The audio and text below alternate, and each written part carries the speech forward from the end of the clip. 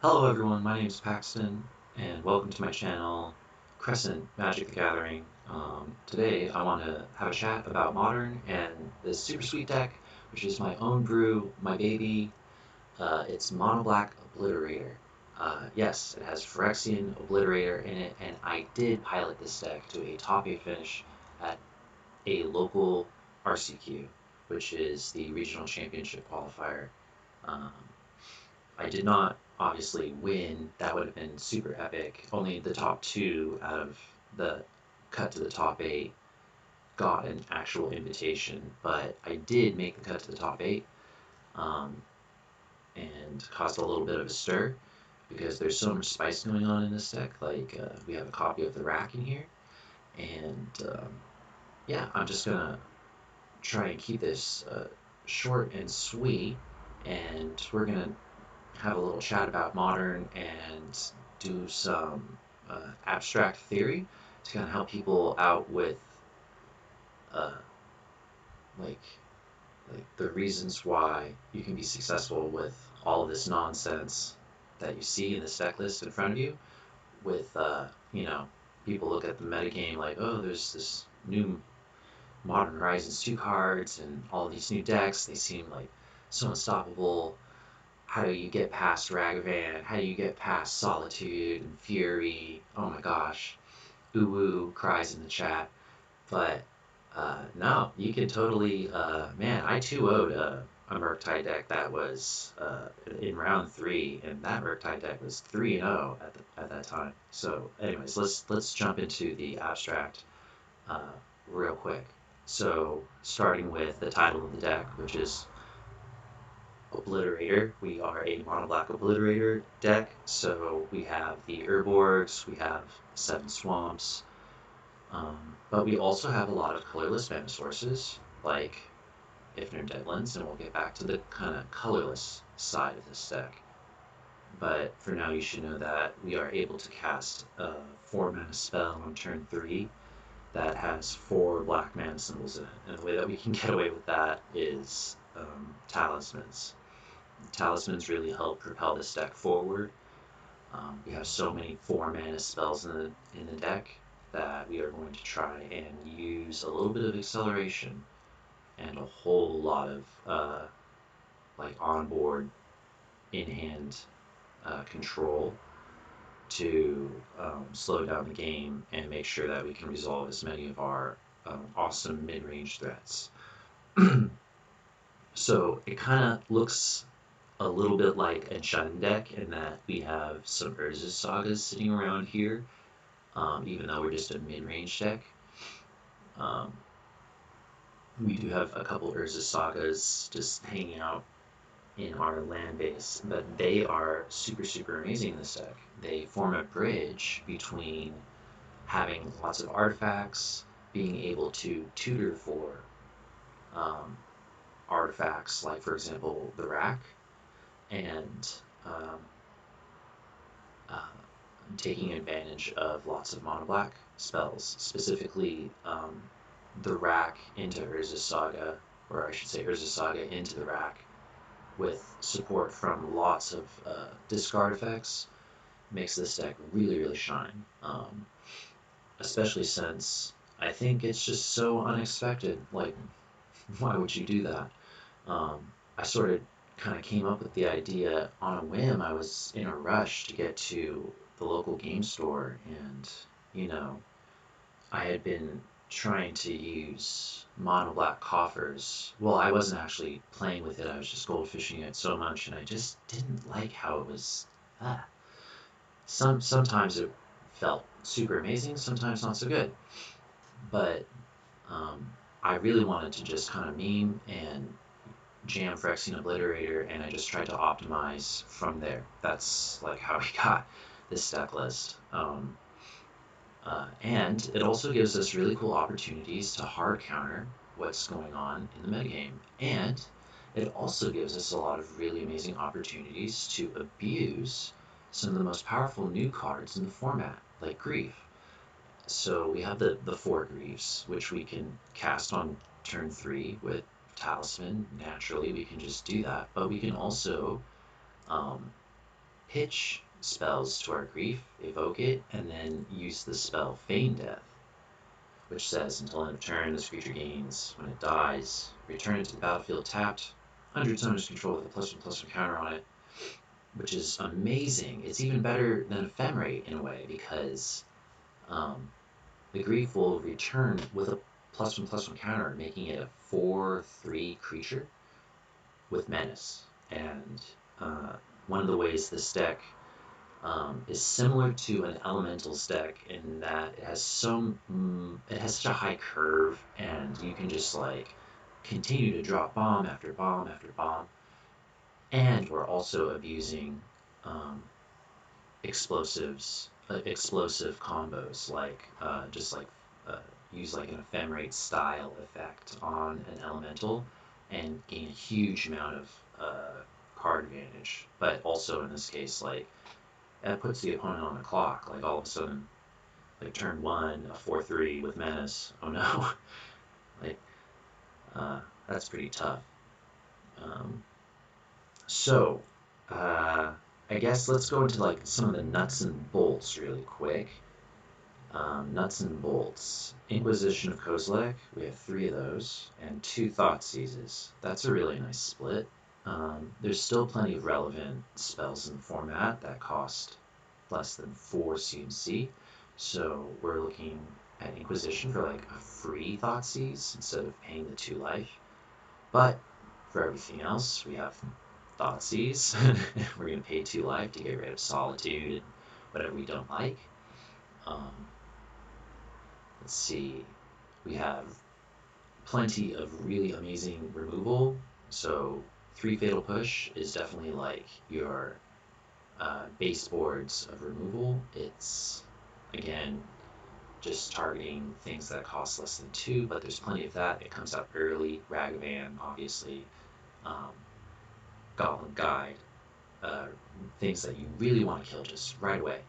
Kill them, but this also can kill a Ledger Shredder, and it can also kill an Omnath. Oops. They use removal on your creature. Fatal Push at end step kills their 4 CMC creature. Very powerful. So then we also have March of Wretched Sorrow. So this is basically like an emergency style spell, and those kind of cards are becoming more and more common, where you're intentionally giving up card advantage. As you see, it says you may exile any number of black cards from your hand, which reduces your need to pay into X by 2. So, like, you could pitch a spell, pay 1 black mana, and then X is 2. So, yeah, there's all that lovely traffic right outside. So you can pay 1 black mana, pitch a spell, and then give a creature -2/-2 and gain 2 life, which could be really, really important for, like, sniping a Curse Catcher or a Goblin Guide again, Ragavan. Like, you really need to get it off the table right away. But usually, and this is something I'm going to probably mention again, like, you're going to want to sequence this appropriately to take advantage of card advantage so that you stay ahead in resources. So you're usually going to try not to use that pitching ability, as often as possible. And try and just, like, honestly, like, take advantage of gaining a whole lot of life, spend mana to do it, knock out their creature. Blood Chief's Thirst. It has Kicker, which you actually, it's really funny. I feel more often than not you're spending 4 mana to cast this spell. Where's my water? There's water over here. Excuse me. Okay, so we have the Blood Chief's Thirst. Only 2 of those, the 2 March of Wretched Sorrows, and the 3 Fatal Pushes. So all in total, that's 1, 2, 3. You get to see the ads for a second. 1, 2, 3, 4, 5, 6, 7, 7 removal spells that can all operate at 1 mana. Very, very good. But then they can kind of also serve as mana dumps. So we are being very efficient Let's see if I can get rid of this highlighted. There we go. I have this notepad covering up the ads because I find it a little bit annoying. But continuing on, let's talk about Liliana. She totally just wins games. She's one of the amazing bombs in this deck. Um, Dark Confidant. Uh, Dark Confidant is basically the spell we usually want to try and fight over. Um, like, funny enough, like, a Planeswalker is something you used to want to fight over, but Liliana just kind of is such a great toolbox of removal and disruption. And like, I had opportunities to ult Liliana, and I just didn't during the tournament. You just keep, like, yeah, she's more of a throwaway spell, like any of the others. Unfortunately, she's like, don't talk about me like that, I'll burn you. Okay. The Dark Confidant. Yeah, you want to fight over Dark Confidant. There's only 3 in the deck because you don't want to draw more than 1. Obviously, you have lots of 4 CMC spells in your deck, so don't get hit too often. But, you know, if you end up sequencing appropriately, like, you make sure you clear away all of their removal, you clear away all of their permission, you land the Dark Confidant. Oh no, we're both out of resources, but now I'm drawing 2 cards a turn in this scary mid-range deck that can, you know. And we also have, like, a lot of, uh, I need to stop highlighting things, goodness gracious. A lot of uh, low mana. Like, the curve is actually even like the overall CMC, even with the 4 mana spells, is pretty low because more often than not you just hit a land or a Mishra's Bauble or something that's just 1 mana. So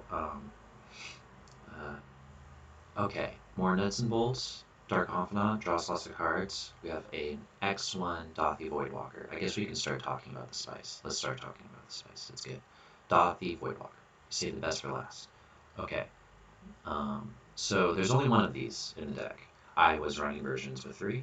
I was running versions with 4. Never ran a version with 2.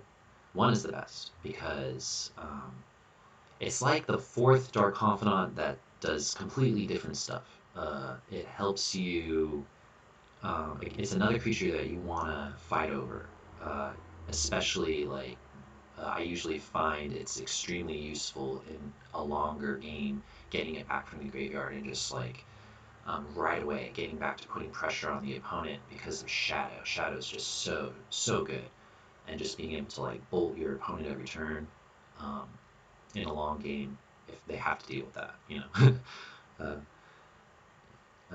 but also it gains card advantage over time because it will exile their graveyard, which is also a pretty nifty effect, the exiling the graveyard, and I'll talk about that as like a very common theme. I mean, why not take advantage of that for mono black? We get a lot of that, and it's really good, and it's really good against our opponents too. Exiling graveyards, that is. And so we run this in the main deck, and we can sacrifice it to cast spells. I never actually did that. Um, yeah, it pretty much just, like, theoretically, you could Feign Death it, you could cast spells, and then keep going to work.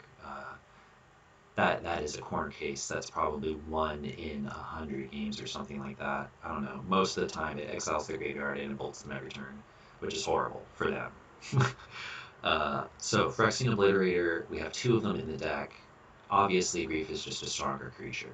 So what ends up happening is the format is so heavy in its damage-based removal, like Fury, like Unholy Heat, uh, regular Lightning Bolt, which is now somehow like not top tier anymore.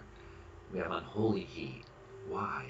But anyways, they don't want to do that to Phyrexian Obliterator because then they're gonna have to sacrifice 6 permanents.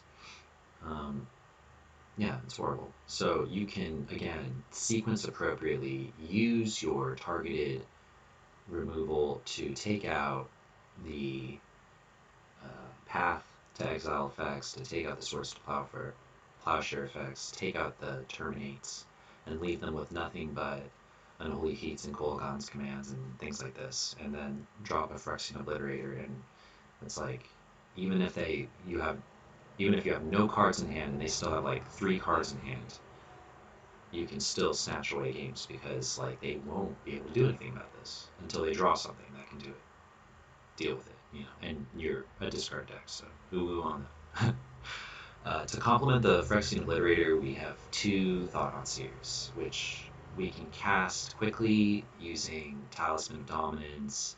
We can cast it consistently using Urza Saga and Ifnir Deadlands, Ghost Quarter as well. So the last big mid-range spell in the deck is Turok, Dread Cantor, and it's like all-star, just like every other spell in the deck is an all-star. They're really all shining brightly in the ratios that they appear. So as a 1-of, Turok is really, really great, and it has protection from white, so great against the elemental stack.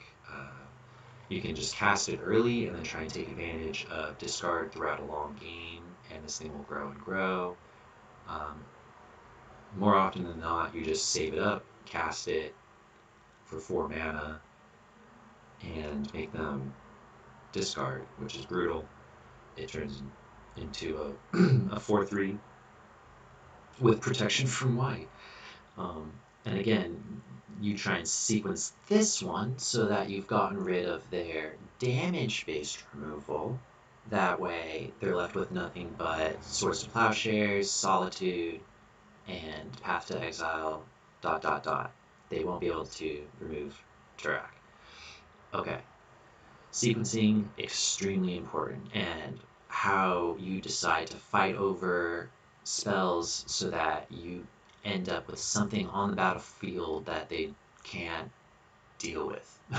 That's how this deck mostly wins, in addition to just kind of crushing them with card advantage. Urza Saga is stupid. It's so stupid.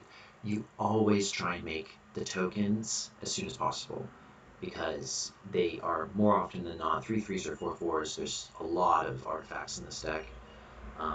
So many times I am animating Mishra's Factory, turning on artifacts and growing tokens and snatching victories. Snatching victories away from my opponents. As well as Super Spice the Rack. And this really forms the bridge between everything. We have the Talismans to help us cast the 4-drops early. The Talismans grow the constructs and help it feel very natural. After the constructs are out on the battlefield, you go and get the Rack, or you can get Nihil Spellbomb. I suppose if you want, you can get a Bauble in tournament. I never had to do that. That's a corner case, but we have one just in case, and it kind of like shrinks the size of the deck as well to help you get along with like a potential turn 2 Feign Death into Grief. Very powerful, because you may have a Grief in your hand but no Feign Death, but you would also have, for example, in your opening hand, say Inquisition or Thoughtseize. You're definitely going to do this first and check out what's going on before you commit to exiling a different card to the Grief. That's absolutely the case.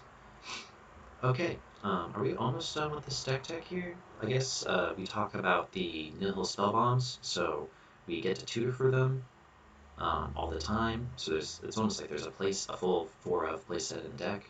It's card advantage, or at least maintaining card advantage while exiling our opponent's graveyard very efficiently, which is an effect that not actually you get from any other color. Like the part where you get to exile graveyards happens all the time. For example, like white gets Rest in Peace, but you lose a card when you play Rest in Peace to kill their graveyard. But with the Spellbomb, we don't. We get to draw the card back, and that's very important. Very, very important. Go mono black. Go mono black. Clap, clap, clap. Alright, so on with the lands. We are going to shave an Urborg because it's okay. We have enough black to be able to cast our Obliterators, and if not, we can just play around it. We don't want to get stuck with too many Urborgs. A single Takenuma. I did activate the channel once during the tournament. It helped me cripple my Elemental's opponent. That was a part of the one game I won against Elementals in the top 8. And at the end of the video, I'm going to go into like what decks I played against specifically so that you can kind of get an idea for what I was going up against. I'll tell you the story of all 7 rounds of that tournament. Okay. 7 Swamps, 4 Mistress Factories, pretty obvious, a remnant from the old 8-rack list. Old Mono Black Obliterator lists, helps you cast Thought-Knot Seer, beats down when there's an empty board. It's invaluable. It's a replacement to the Mutavaults of the old days, but if you play Legacy and you're a Mono Black player, then you're very familiar with Mistress Factory. If near Deadlands, this is awesome. I actually activated the ability a couple times where you put the counters on things. Yeah, this land is absolutely absurd. It's so good, and it helps you cast your Thought-Knots. Hive of the Eye Tyrant, there's one of these in the deck. It's basically like our Ravaging Ravine. It may enter the battlefield tapped, but it may not. And it becomes a very useful man land with Menace. So we have lots of man lands, and once you have 5 or 6 lands on the board and players are starting to run out of resources, the ground pound with the man lands comes out, which a lot of people may have thought became an irrelevant concept post Modern Horizons 2, but I assure you it is not.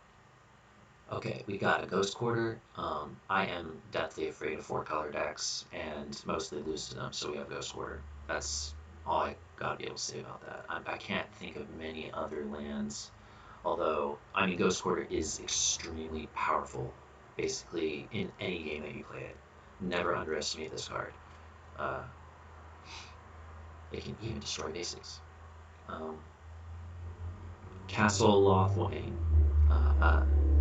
I did activate Castle Lothwain a few times during the tournament. Like, you'll find, like, a lot of these little 1-ofs and things. Like there's only 1 rack, but this little card dealt so much damage during the course of the tournament. Take another sip of water. I'm trying to keep this quick, but there's a lot to talk about. It keeps drying out the throat. Alright, so standard mono black technology. Okay, let's move over to the sideboard. Oh, here comes the... Why do I keep doing that? I didn't play against any Hammer Time, but this is really, really useful against that or anything else that runs Urza Saga.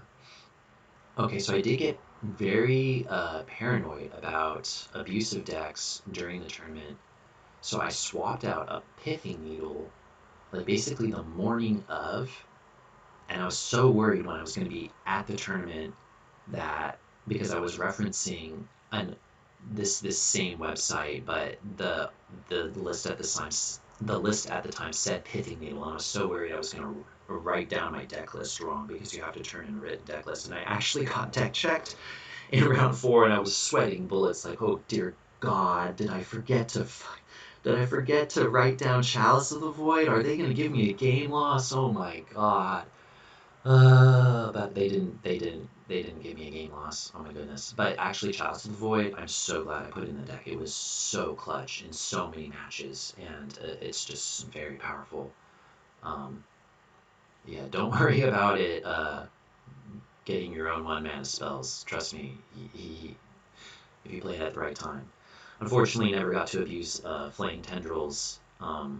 It says all creatures get -2/-2 until end of turn, and then if they would die, exile them instead. So this is actually old technology from pre-Hour of Devastation 8-rack. Used to run Flaying Tendrils. That's why I know about this card.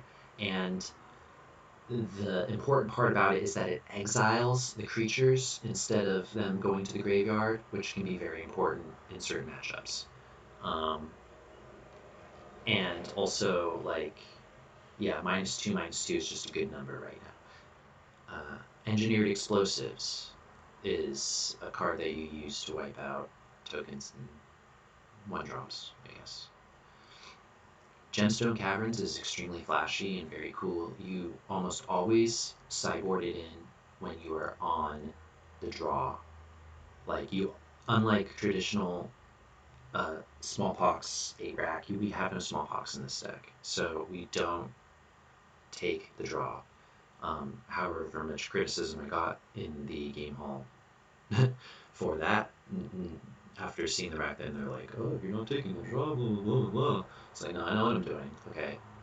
We're just a regular deck, we don't have smallpox, and we're going to take the play, but if we end up winning a game and going on to the draw, in game 2, we can put in Gemstone Caverns and do something explosive, like turn 1 Dark Confidant, or anything else really nasty.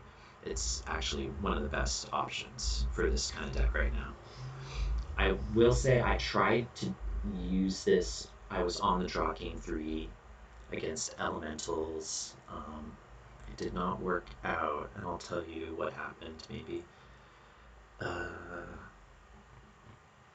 Here's Gifted Etherborn. It's like really good in grindy matchups, so anything grindy or where your life total becomes relevant, like against burn and whatnot, or even like red decks, blue-red, it's really good. Harsh Scrutiny is a card that it's like a pet card of mine, but I just find it useful. It's basically Inquisition, but instead you can only get creatures. It can take a creature of any CMC. And then you scry one. No matter what happens, you get to look at their hand and you scry one, which is like good. That's good for mono black. But you may get to get a creature. So if they're a creature heavy deck, it's in the sideboard and you can use this. Like woe to the Merfolk deck. Infernal Reckoning, really powerful against colorless decks.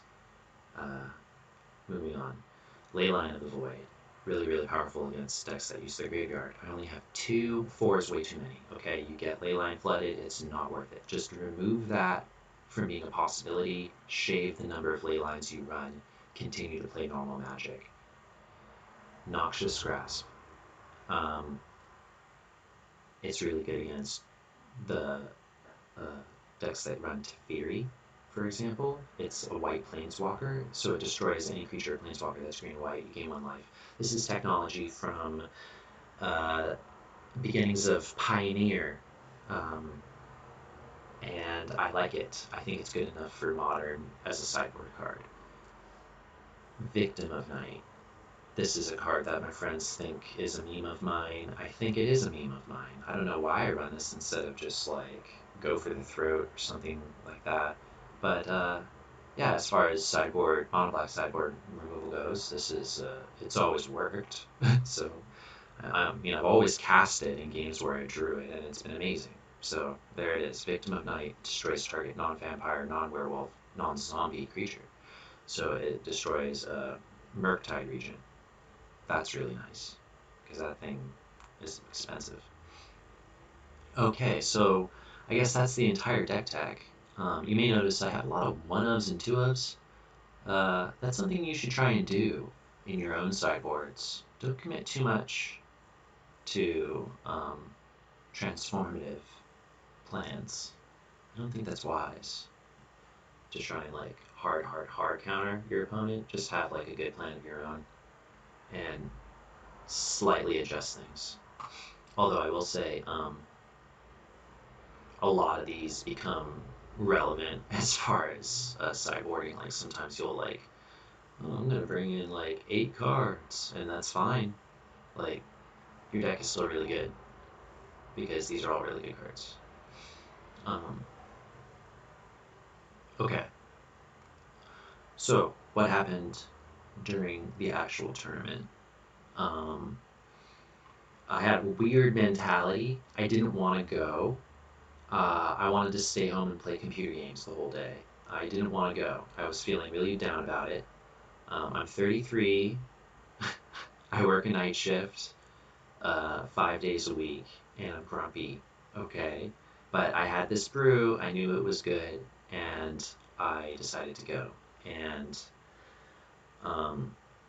Round one was wild. It was versus Neoform, which I quickly found out because my opponent went off turn one on the play. I just sat there looking at my hand like, do I do anything at all? I can't do anything. I don't have any mana on the board, and all my sorceries, yeah. I just went off, you know. Uh, Played the Cold Snap creature, the Allosaurus Rider, Neoforms it somehow. I don't even know what happened. Um, puts Gristlebrand onto the table. I was like, well, here we go.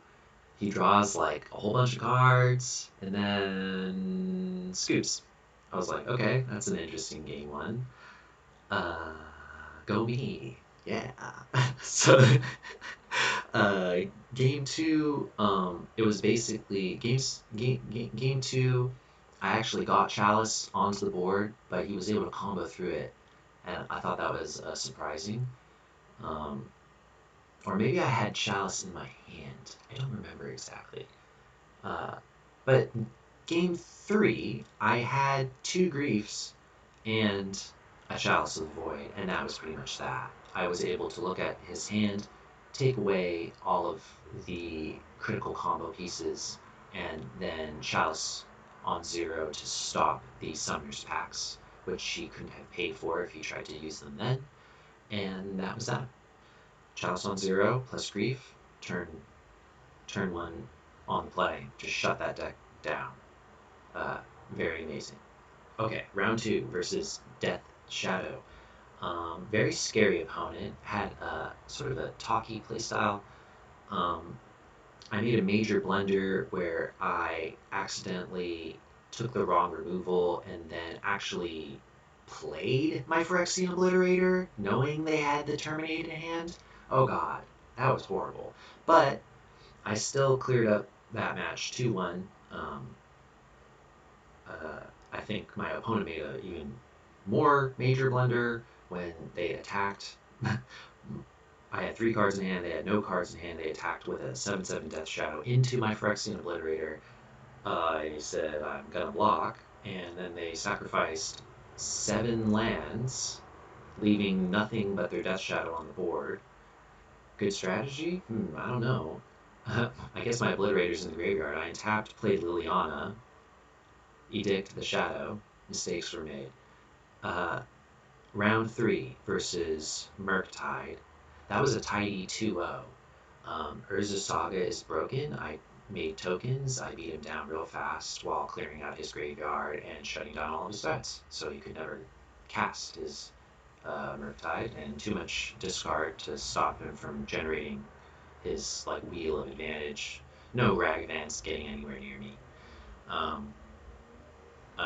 And then, was there anything out of the sideboard against that deck? I don't think so. Oh yeah, the Victim of Night on them actually killing the Murktide. Yeah, it got grindy. You know, he spent 5 mana to tap out for a Fury and knock out a couple of my creatures, but you know, I just kept coming. Too much gas.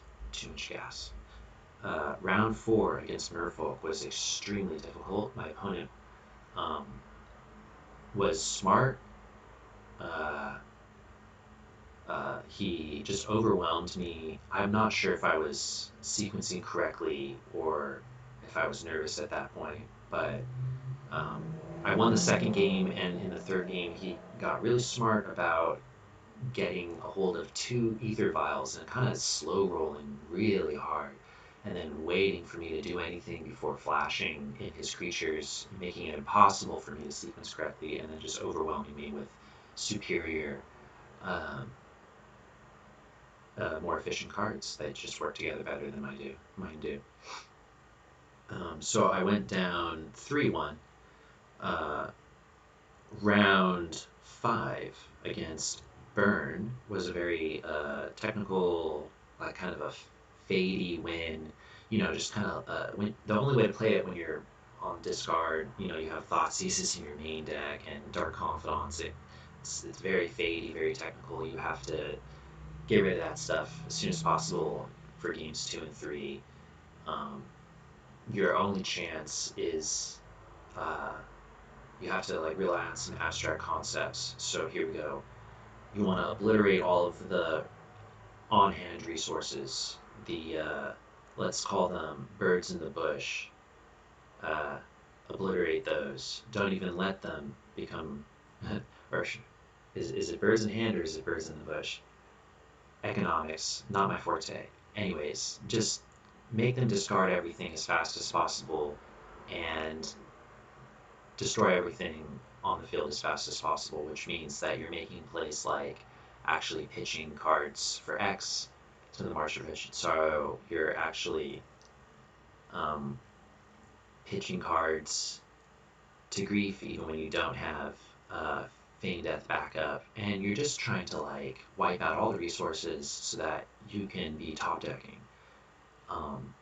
And your top decks will hopefully, like, if you run into a Thought-Knot Seer, that shuts down their attacks, and so on and so forth. And then eventually, you know, the second concept that's really, really important is you have to know, okay, you can't just sit back and try and fade a defensive plan forever, because what's going to happen? They're going to also be top decking, they're also going to be fading, and they're going to bolt you in the face enough times that you're going to die. So you can't sit back and do a defensive thing forever. You have to know when to turn the corner and start racing.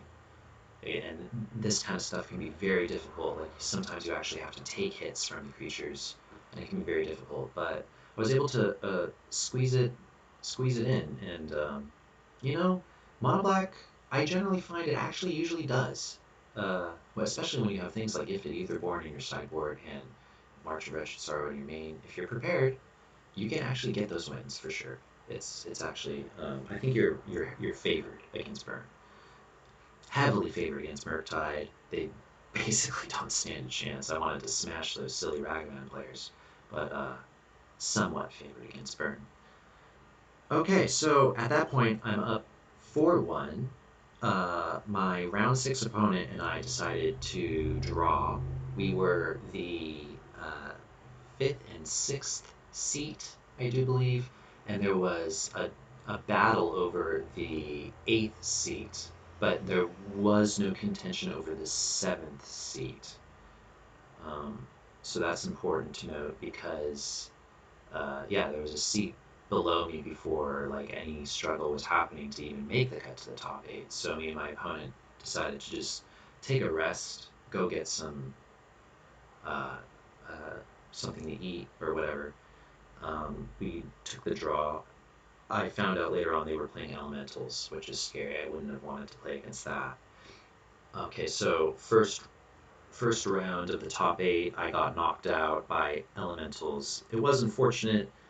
My opponent was very talented, and it was unfortunate because they were another player from my hometown of Berkeley, who actually, Berkeley, California is where I live, and they actually, well, I don't know if they live in Berkeley per se, but at least they go to a local game store out in my area, and they must have traveled to Concord, which is like a 40-minute drive from where I am.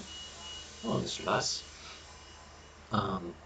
And so they'd only, I was religiously not practicing a lot with other players because I don't want other players to practice against me before they meet me in the tournament. It's, just kind of how I am. I do a lot of goldfishing at home. I don't really need to practice that much. I just watch a lot of YouTube and sort of like try and put myself in the shoes of the YouTubers and try and work out solutions in the abstract. And that just works for me. And, if I'm going to the game store to verify unnecessarily that what I'm doing works, then I'm just giving talented players a chance to prepare internally against me, which is totally what happened. This guy, he was really smart, and he kind of realized from his experience against me that he was basically playing a mirror match. He had to hold back all of his resources diligently and we had to play it out like we were both copies of, you know, the deck, you know, the old school blue-white Sarah Angel Wrath of God counterspell deck, like where we just sat back and tried to absorb as much card advantage as possible, because that was the only way you were going to win on board. That was the only way you were eventually going to pressure your opponent's life total. But no matter how hard he tried, he wasn't really able to break through. Unfortunately, in all 3 games, it came down to a single card, Emrakul. Emrakul, the Promised End, was my Promised End. He cast Emrakul in all 3 games. The second game, I was able to actually use Liliana to edict it. He wasn't able to clear away the Liliana that I had on the board already. I had just too much gas established by the time he got Emrakul out in the second game. But in the first and the third game, he was able to smash me with Emrakul. Now, I will say, it's not just the one card. Okay. My opening play of the third game against Elementals on the draw was to use the Gemstone Caverns and get the turn 1 Dark Confidant. Now, I know this is foolish. They almost certainly have removal. But I'm feeling like, you know, I came as far as I was going to go for someone who didn't really want to come in the first place. And I was just going to shoot my shot and do the most powerful thing that I could possibly do, which, I mean, turn 1 Dark Confidant. Let's go. How could you not do that? But in retrospect, it may have been my demise, because I did give up the card to get the Gemstone Caverns into play. I did go down a card to do that, and then he did remove the Dark Confidant before I was able to draw. And there you go. After a long, drawn-out game from there, he finally gets to his Emrakul and smashes me. I guess that is going to be the summary, the end of this deck tech and this talk about Modern. And yeah, thank you so much for watching this entire time. If you watched this entire video, then definitely hit a thumbs up and hit the subscribe button, because I'm going to be bringing a lot more content. I have a whole lot of content saved on my computer just waiting to be edited, and everything is really low tech, very unapologetically so, but over time it's going to get better, and this is just the beginning.